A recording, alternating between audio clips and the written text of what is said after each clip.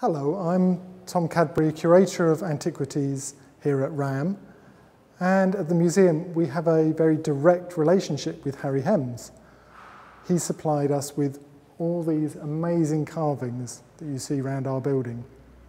Harry Hems was this very successful Victorian stone carver and church restorer, and in 1866, at the start of his career, he came to Exeter to work on this building, and he produced all the decorative carvings that we find on the museum building.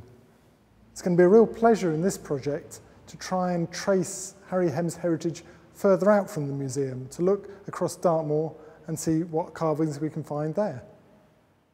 My name is Lisa Sands. I work for the Harry Hems Centre, which is a conference centre based within Hems Court, Harry Hems' workshop. When Harry Hems entered the city for the first time, he was employed to work on the museum, and he was only a journeyman at that time, and he picked up this horseshoe in the road. I think it was snowing, and he said he told his friends, and he boasted that he would one day nail it on the front of one of the best buildings in Exeter, which I like to think he's now done. I think it was around 20 years later when he finally had his workshop open after having worked on the museum, and it became his studio. And he said this place all grew from an old horseshoe, and he named it the Lucky Horseshoe Studios. Right, I'm Alan Sands. I run a company of chartered civil structural engineers here in this Harry Hems building. We've stripped out the modern materials, we've taken away a lot of the partitions and tried to, again, open it out as it was when it was Harry's original workshop. There's one when he was working on the museum in Exeter, where he was taken to court for throwing stones at somebody walking along the pavement, somebody who he didn't like.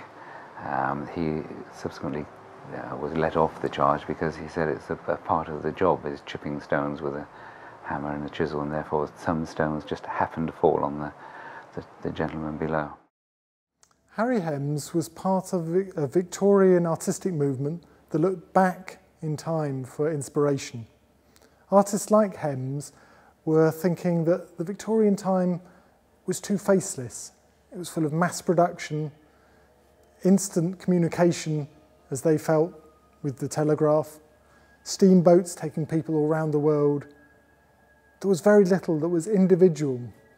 And so they would look back to the medieval period for inspiration, because there is great big projects such as the production of churches, cathedrals. It was down to individual craftspeople to see these through.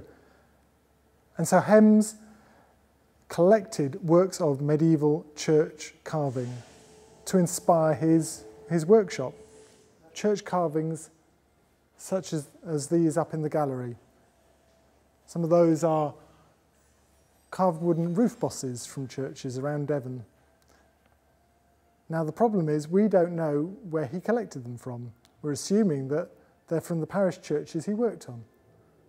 But without the basic information about where they come from, it's really hard for us to get a sense of how many medieval craftsmen were working, where their individual work ended up. So we're looking for churches in Dartmoor that might still have original medieval features that match the ones in our collection, that match the ones that Hems collected. And then we can maybe get a sense of what the medieval church carvers were doing in Devon. So we're trying to tell some of the stories about objects in the museum. I guess when an object comes into a museum, it in some way becomes disconnected from the place it was used, made, thrown away. And with this project, we're trying to make some connections again, to reconnect the objects with the landscape and in some sense the people who made and used those objects.